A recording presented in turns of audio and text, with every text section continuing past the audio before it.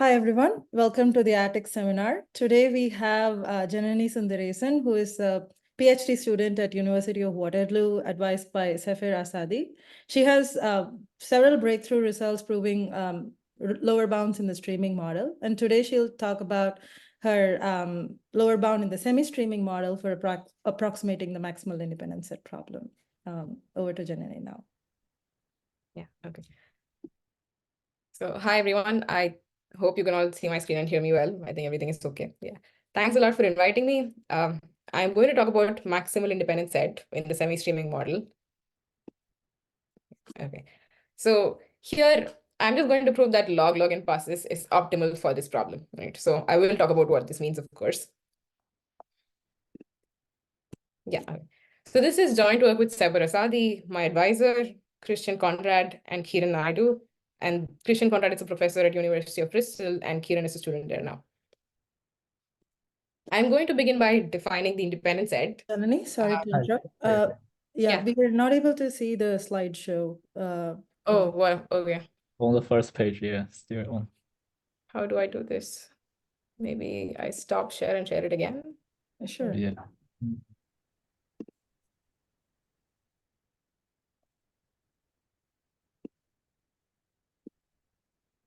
Can you see it move? Yep, works. Thank you. Okay, yes. So this is joint work with my advisor, Sepehr Assadi, Christian Conrad, who's a professor at Bristol, and Kiran Naidu, who's a student. I'm going to start by defining an independent set. Given a graph with n vertices, any subset of the vertices which do not have any edge between them is an independent set. And we are going to focus on maximal independent sets. So any independent set which is not a proper subset of another independent set is maximal. For example, in the graph on the left, this is not maximal because I can add this extra vertex and get a larger independent set. But this one is maximal because I can't add any more vertices to it and keep it independent. So also at any point, you should just stop me and ask me questions in case anything is not clear. So a maximal independent set may not always be it's not necessarily the global maximum independent set, because even in this graph, the left one is a maximal independent set, but if you just take the remaining vertices, this is a larger independent set with one extra vertex, right? So usually in the classical setting, finding these maximal independent sets is very easy. If you start with any vertex, just take this vertex, add it to the MIS or maximal independent set, and then you remove its neighbors, and then you recurse on the remaining vertices. So this is simple. We can do this. Maximum independent sets are usually very hard. It is NP hard to even approximate these things with n raised to 1 minus log of 1 factors. And we are going to focus only on maximal independent set. This is MIS. Why are we looking at this? This is actually a fundamental problem in the classical setting, and it has connections to other problems of interest like maximal matching, vertex cover, coloring problems, and clustering problems. And it is a subroutine for other problems like correlation clustering in various models.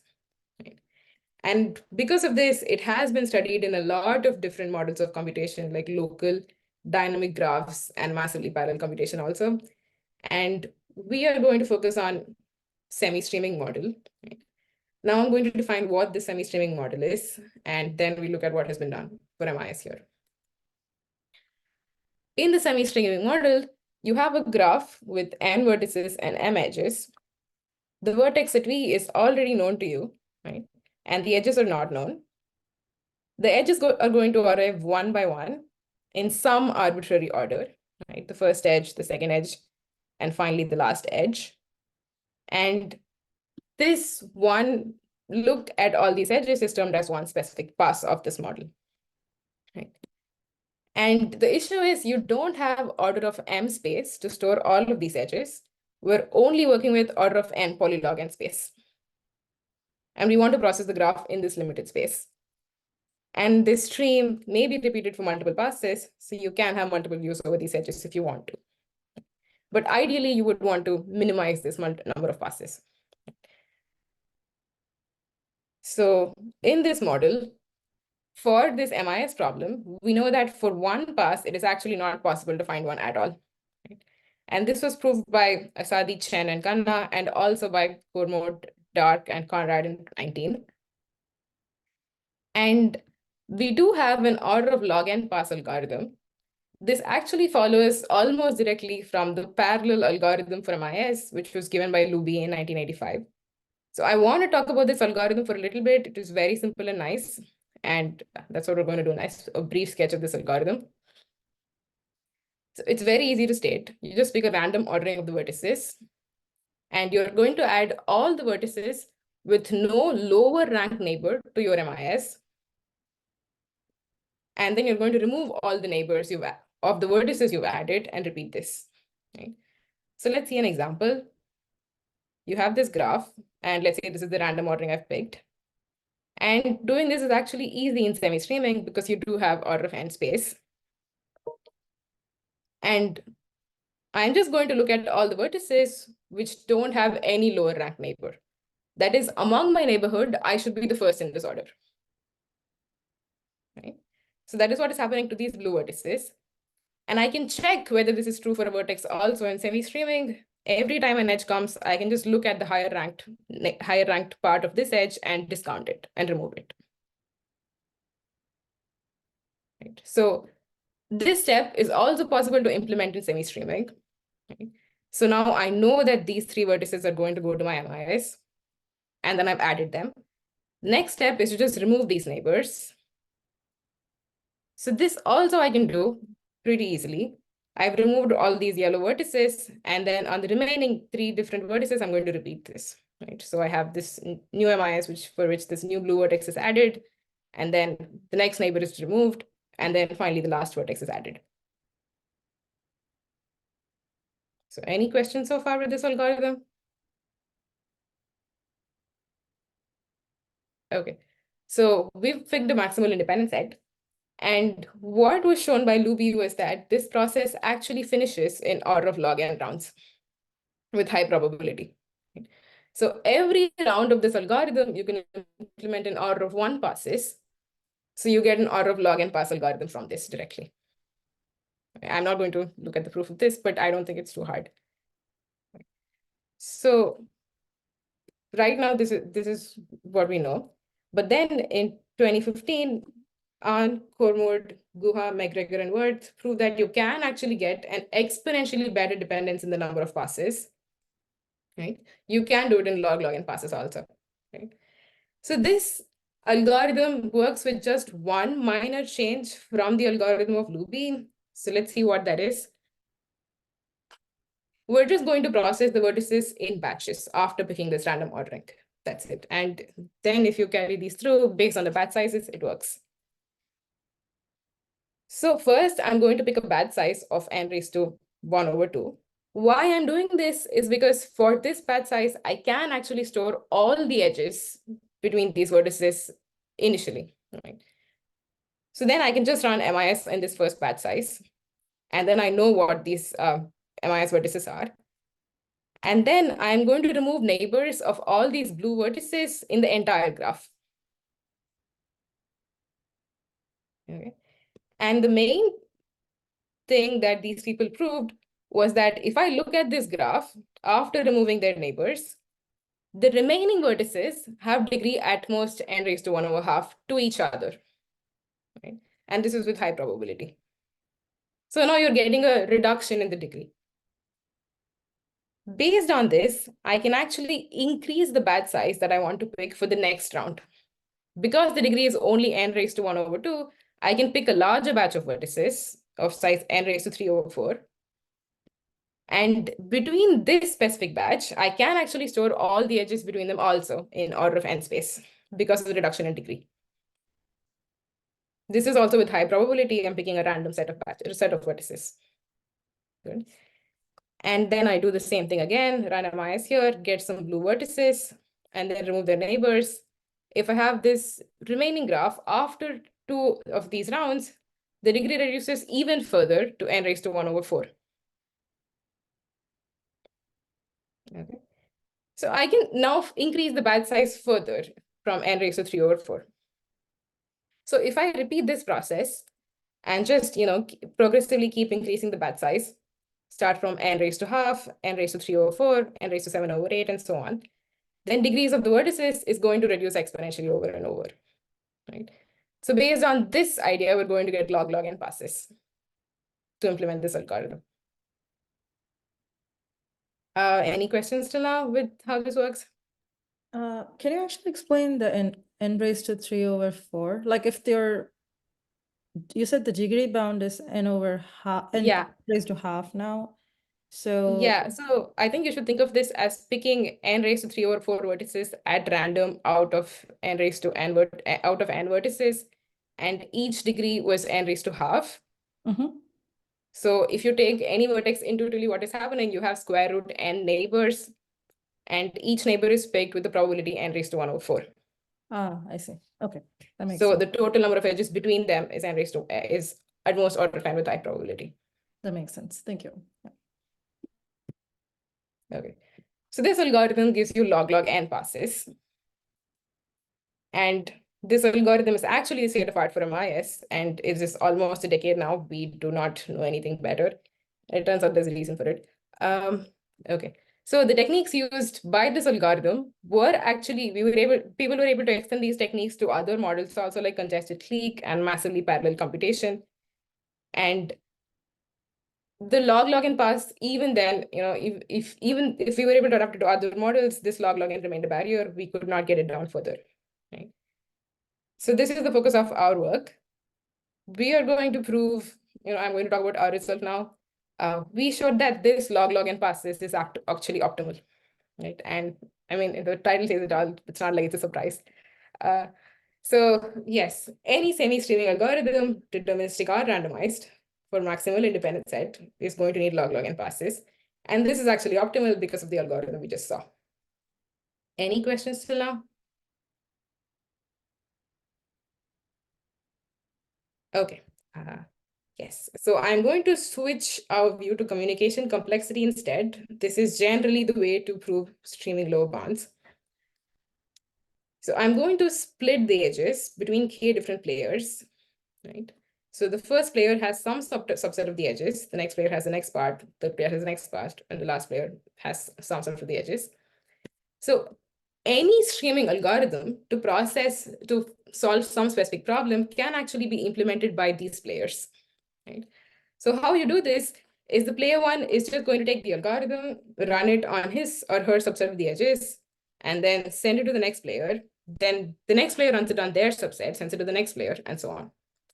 So this way, you can actually implement one pass of any algorithm with one line of communication from player one to the last player. And if you want to implement another pass, then the last player sends something back to the first player, and then you can implement another pass like this, right?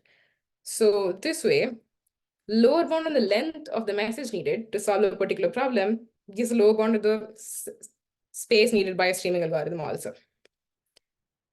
So in this context of communication complexity, this is our result. For any R round R plus 1 party protocol for MIS, you're going to need n raised to 1 plus 1 over 2 raised to R minus 1. So this part is the important one. There's some little of 1 factors that we lose, but apart from these little of 1 factors, this is actually optimal.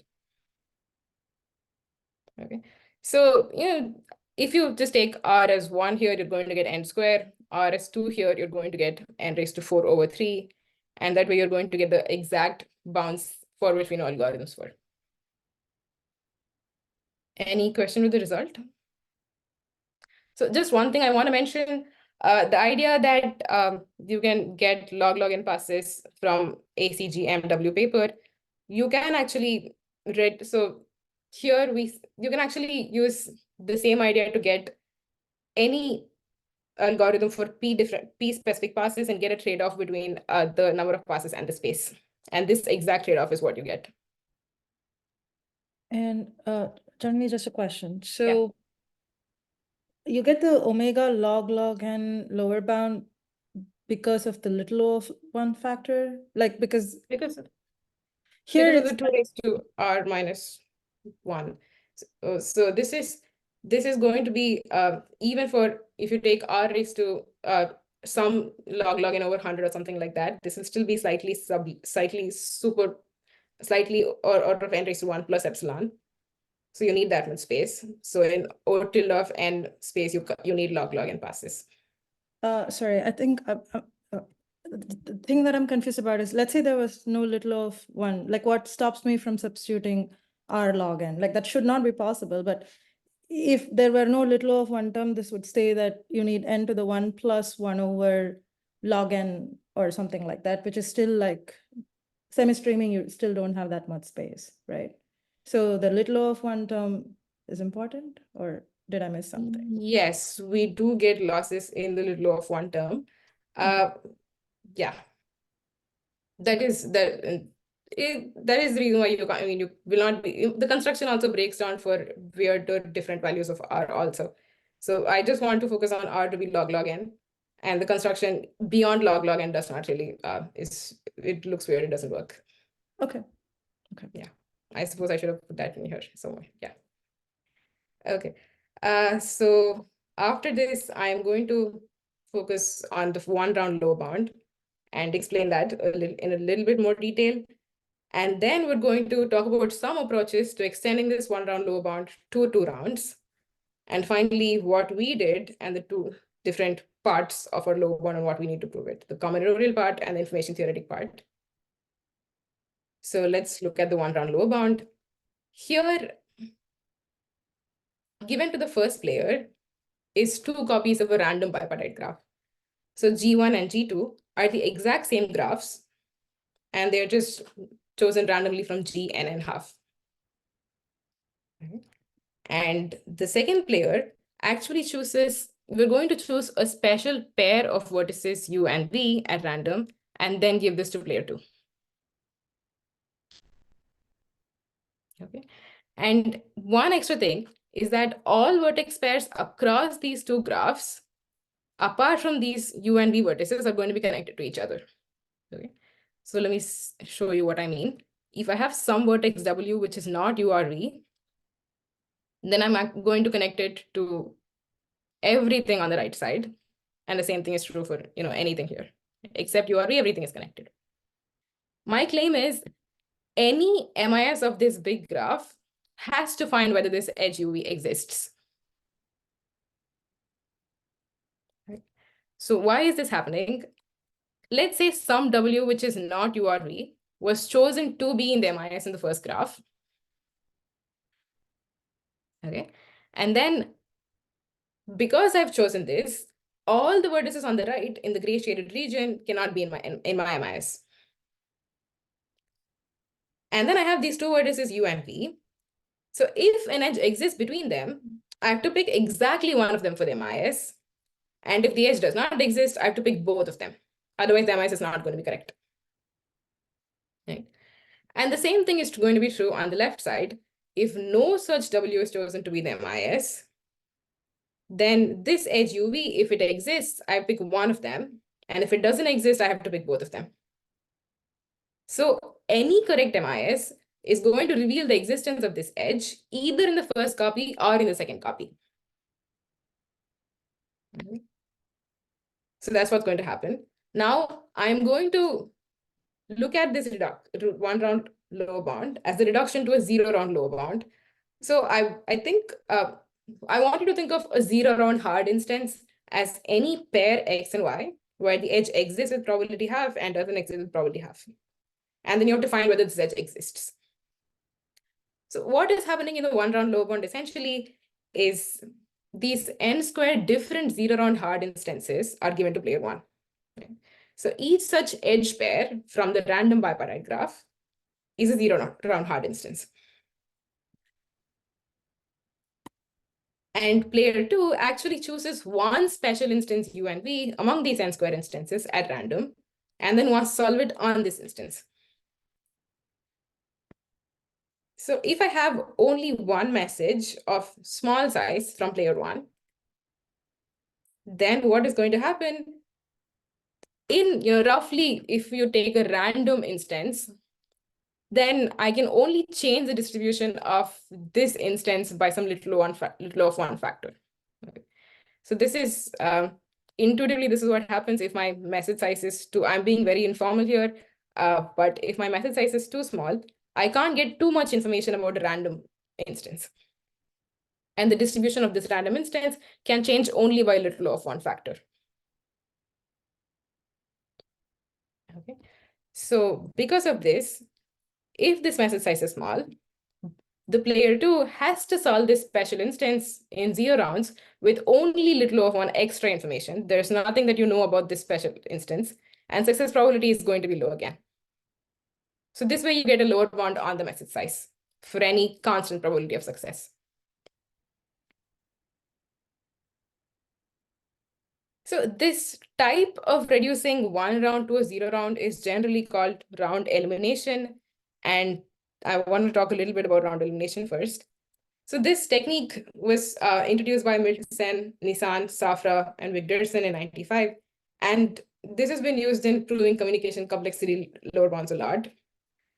So how they usually work is, let's say you have like a very good protocol for R rounds.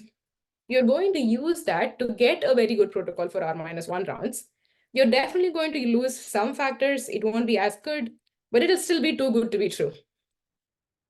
And then you keep doing this all the way to 0 round.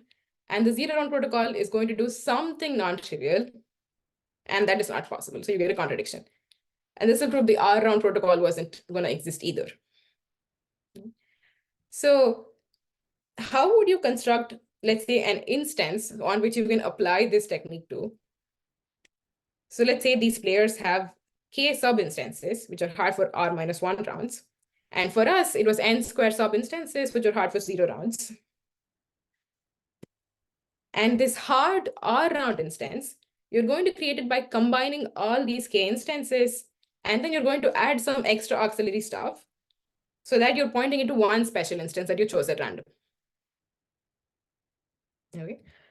So once you do this, you're going to force this construction to solve the special instance if you want to solve the whole problem. So this is just a general technique for constructing these instances.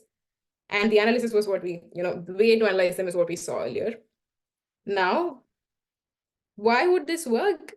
Initially, the players do not know anything about this special instance you've chosen. So they don't know what instance to focus on. And whatever information they send, if the size is too small, it's not going to give you any information about this special instance. So you'll be stuck in, with one less round in the R-1 round instance, and you don't get any help from the previous round. So basically the previous round was useless. All that helped was identifying the special instance. So because of this, these kinds of things have, this is intuitively the reason why it works. Now let's see if we can actually do this for 2 rounds, extend such an approach for 2 rounds. So any questions till now? Okay. Yeah. So I'm going to try and repeat what happened in the 1 round bound. Let's say I take 2 different copies of the same multiple different 1 round hard instances. So all of these colors, you should think of them as 1 round hard instances. And then I just have 2 different copies of them. And this is given to the first player. And to the second player, I'm going to pick a special instance I star.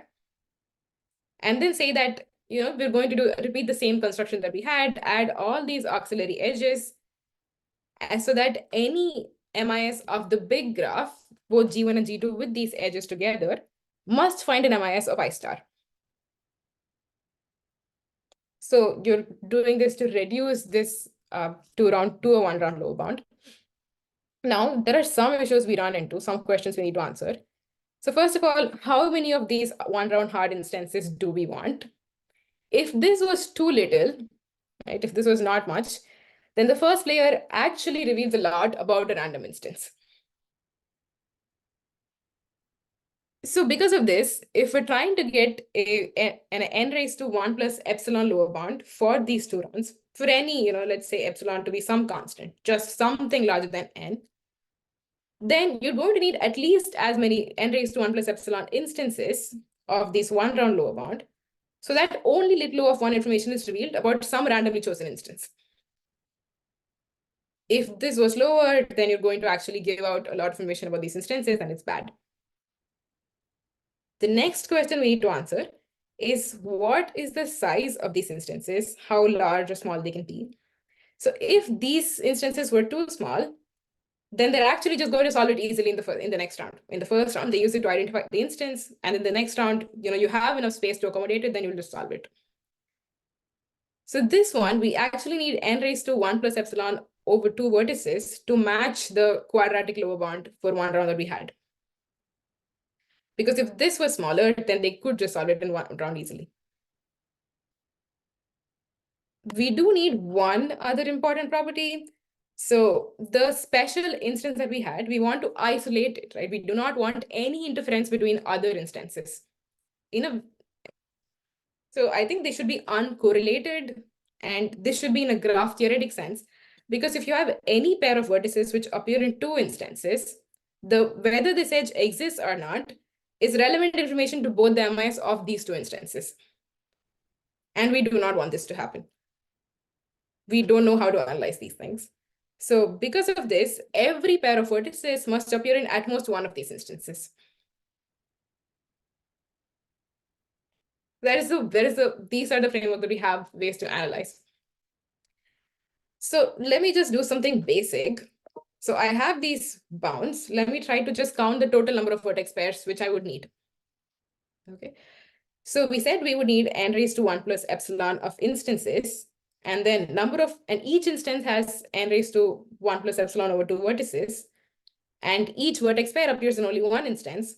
So the total number of vertex pairs is going to be something like n raised to 2 plus 2 epsilon, which is not possible at all. So this basic round elimination framework is not going to work for 2 rounds. Any questions about this? Yeah, okay.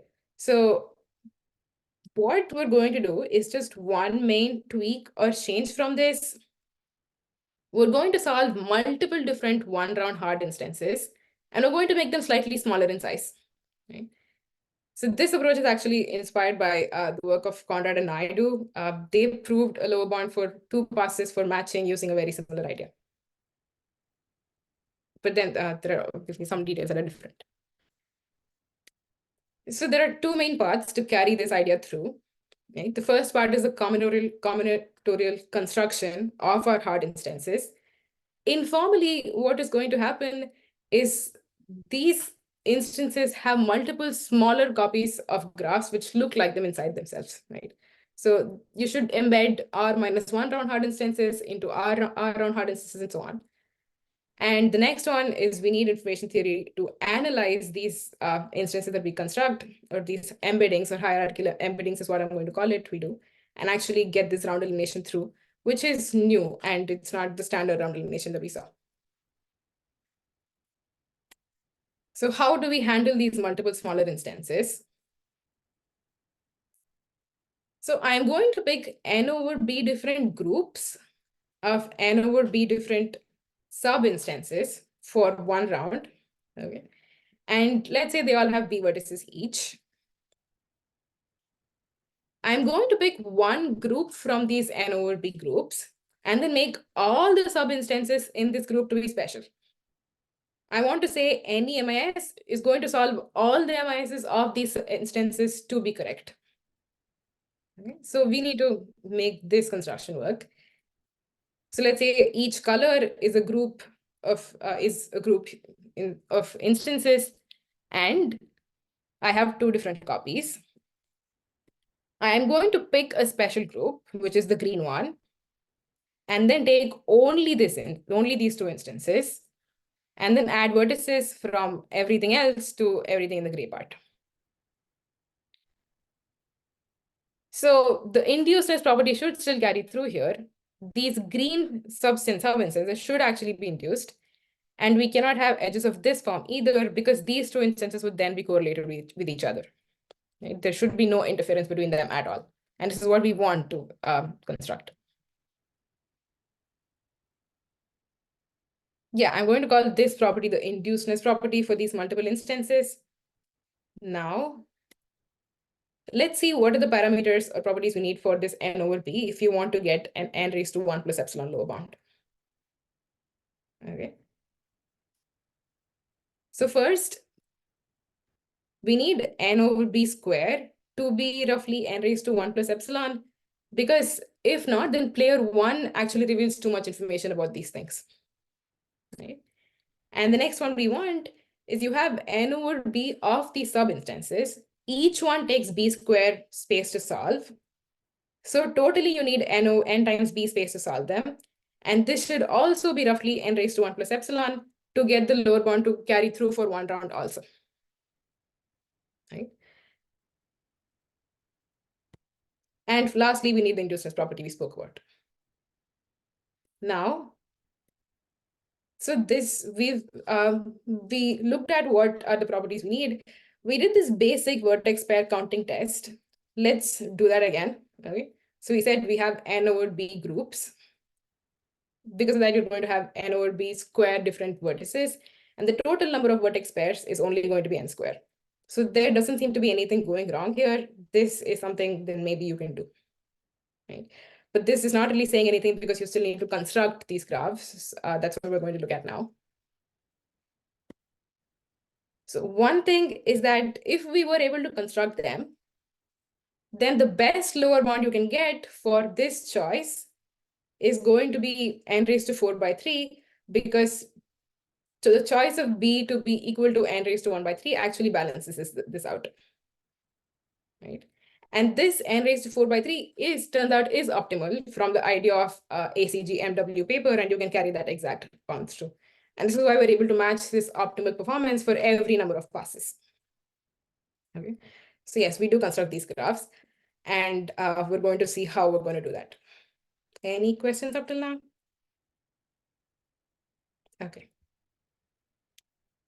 So this inducedness property is actually very similar to other graphs widely studied in literature, which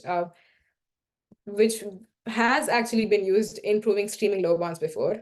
And these are called Russo-Semeredi graphs. So I'm going to define an induced matching first. We've been talking about induced graphs, so I don't need to define anything, I guess. So any matching with no other edges between its endpoints is going to be an induced matching.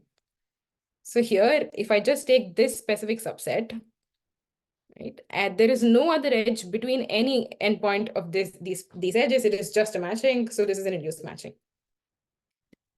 So Russo-Semeredi graphs are collections of graphs where edges can be partitioned into collections of induced matchings. Right? So in 1978, Russo and Semeredi gave graphs with approximately n different groups, and each group is an induced matching of size approximately n. So this is very surprising. But here, let's just look at what is going on with this Russo-Semeredi graph first. You have another induced matching, which is again of size 3, another one, and another one. So you have 4 different induced matchings, and each of size 3. But then if you look at this graph on these very local specific subsets, it is just a matching and it is very sparse. Overall, it does have a lot of edges and it is not too sparse. So the similar idea carries through here. RS graphs, when you look at these special subsets, they're very sparse, they're just matchings. But then when you look at them globally, you may be able to add multiple different matchings together and they become very dense. Okay. It seems like something similar is what we want to do with this inducedness property. So let's see what we want out of our construction instead and compare it to these Russo-Semeredi graphs. So we wanted a base graph where you have n over b different groups, which form induced subgraphs of n over b different vertex disjoint one round hard instances for the 2 round thing. Okay. And each of them has b vertices. So these RS graphs correspond to the simple case when b equals 2, right? So these 1 round hard instances are just edges. You don't need anything else. So they're just edges. What we want is to handle more intricate, weirder looking subgraphs, which still need this inducedness property, right? So maybe you should, the way I've been thinking about it is just replace each edge with a big, large graph. right? And this kind of construction, we don't know if it exists. We should be able to handle subgraphs of this kind, which are more complicated than just edges. Okay. So any questions? All right, let's go. So we do give a way to do this construction. We're giving a graph which has n raised to n over b times 1 minus little o of 1 factors of these many groups. And the total number of these vertex defined subgraphs is n over b raised to 1 minus little o of 1 again. And the subgraphs we embed, as long as they are n raised to little o of 1 colorable, then we're okay. And these graphs are not really new. They have appeared in the context of spanners and hop sets and before in the literature. But then we, as far as we know, we are not aware of any use of these graphs in streaming lower bounds or in this literature. Maybe before this. Janani, Yeah. sorry, can you back up a little and explain how colorability helps here in your I construction? think when I look at when you do the construction, colorability will come into the picture just a bit, in a little bit. Okay, okay. Yeah. Okay, so I'm going to assume that we're given some base graph, which is C colorable. And based on this graph, I'm going to give a construction which embeds graphs of this kind. Okay, so, but I suppose I can give you some more context. The one round instance that we had was, the one round instance that we had 4 different layers of vertices, right? So you had 2 different copies of random bipartite graphs. So this graph is 4 colorable. And then the 2 round instance is going to have 8 colorable graphs. Next one is going to have 16 colorable graphs and so on. So we're going to, when we embed these graphs into larger instances, the way we parameterize these graphs is by colorability. Yeah. So I'm going to construct a base graph on C different layers, right? It's just corresponding to the number of colors.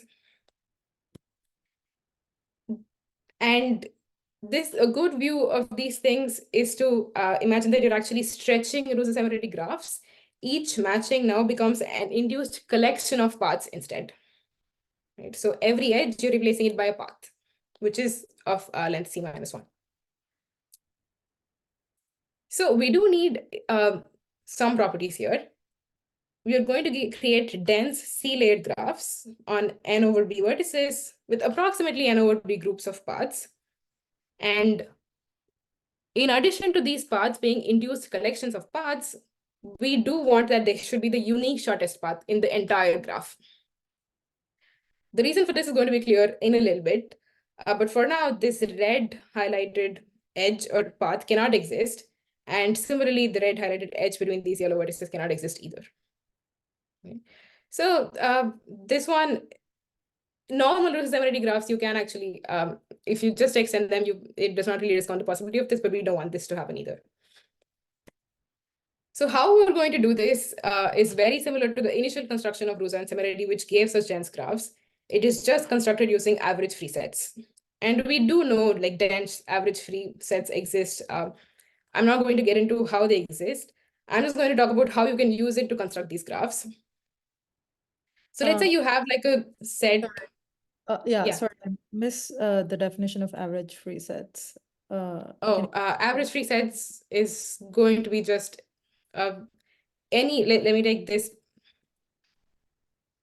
this set L raised to D.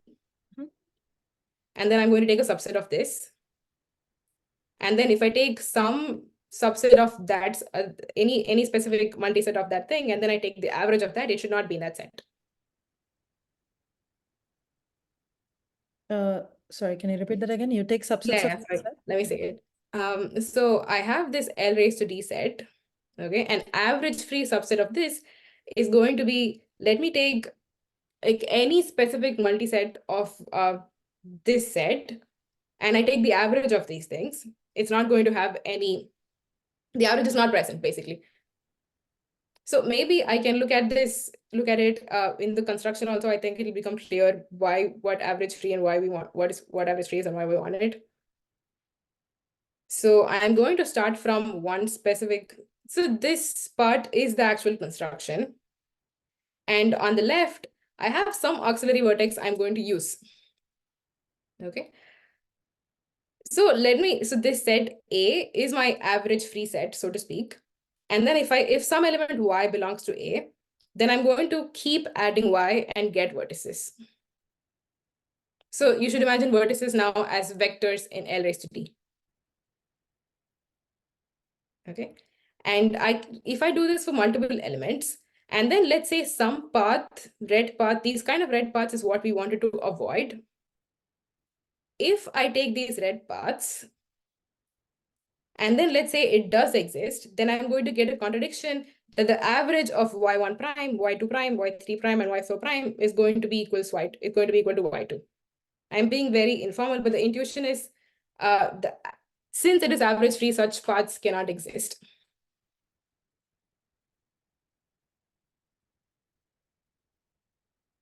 Okay, so average free is just any subset where the average of any multiset of that is not in the subset. And if I take y1 prime, y2 prime, y3 prime, and y4 prime as some other possible path which clashes with this path cannot exist because its average is going to become y2. Okay, so because of this, we will get the inducedness property that we want. And the next step is going to be that now we have these induced collections of paths. And we started out with some base graphs which were C colorable. We're just going to replace these paths with those base graphs. Okay, so let's say this big blue one with the blue edges was one specific C colorable graph, and the red one was another one. When we replace them, what is going to look like is each path gets blown up by some certain number of vertices, and you're going to replace the edges of the colorable graph inside this path. Right? And the same thing is going to happen to the other path also. So notice that previously we only had edges between between adjacent layers, but now you are allowed to jump between layers based on whatever graph you're embedding. So this is where the unique shortest path property that we wanted comes into the picture. We did not want any correlation between these instances themselves, right? So if some vertex was jumping and constructing some edge between two of these instances, after I do this embedding, then I can map such an edge back to a path in the original graph. Right? Because in the original graph, you only had paths between layers.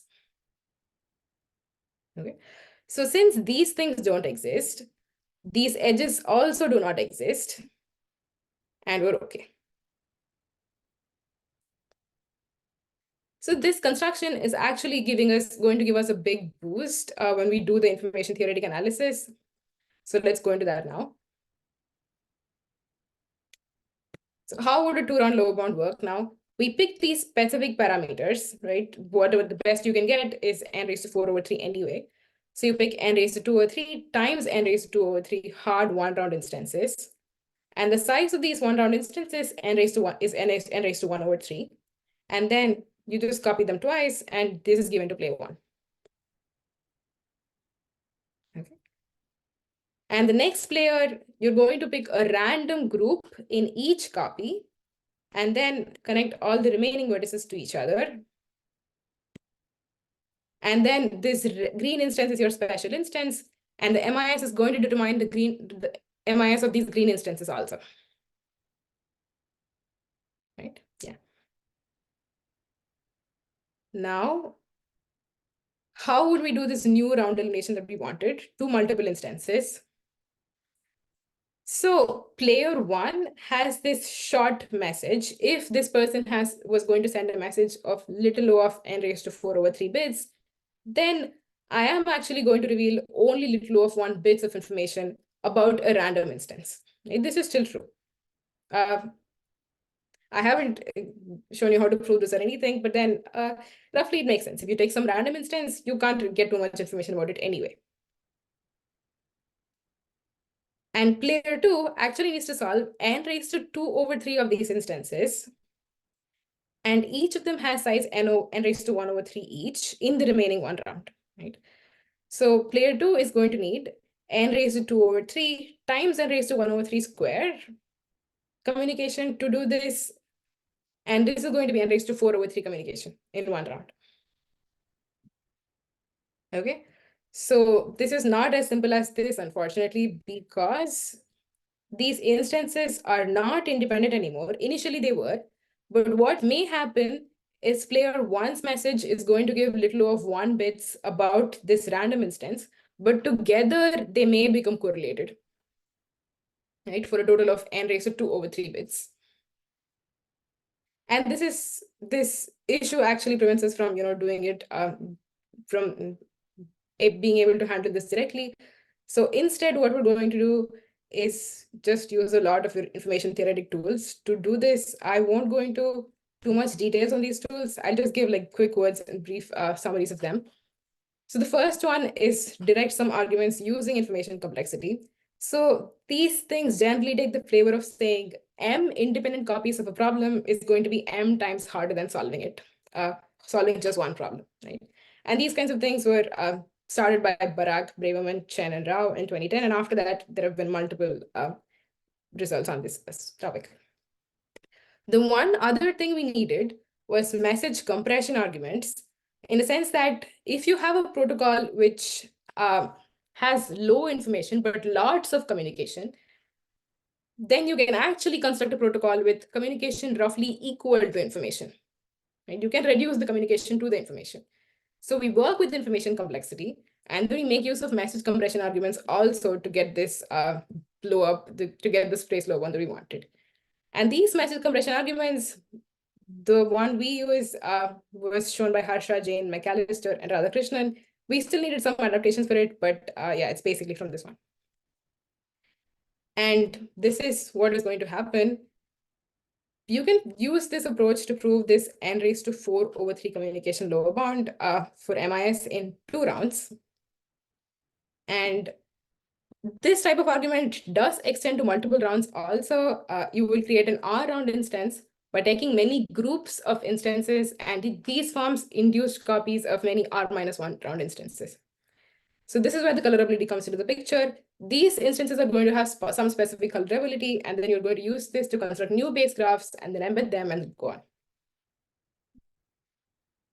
And finally, this gives the result for any R and any R round protocol with R+1 people, deterministic or randomized for MIS, is going to need n raised to 1 plus 1 over 2 raised to R-1 minus the low of 1 communication.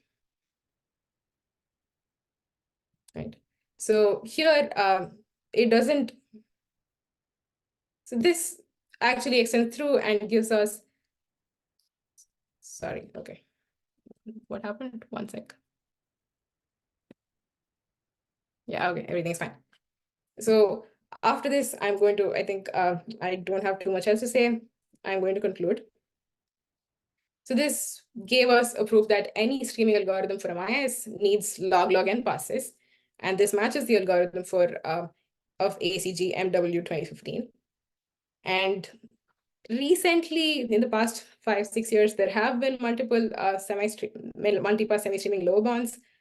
But I think this is the first time we can actually get optimal lower bounds in the number of passes. Right? So I don't know of any other problem where we've gotten this before. There are still some open questions left. So the technique we used, can we use it to say something about the number of rounds in massively parallel computation or congested clique, for example? Because the current state of art in these two models is actually the adaptation of the algorithm of the log n pass algorithm in these models, right? So can you extend that here? So proving anything unconditional for MPC actually has some implications to circuit lower bounds also. And so there is nothing. We did use a lot of properties of MIS, but the general technique is you use this kind of embedding of multiple instances of R-1 rounds into R rounds. We think this can be useful for other problems, and hopefully this will create some actually stronger tight low bounds in the future for other problems like matching and vertex cover. Right? So let's see. And that's it. Thank you.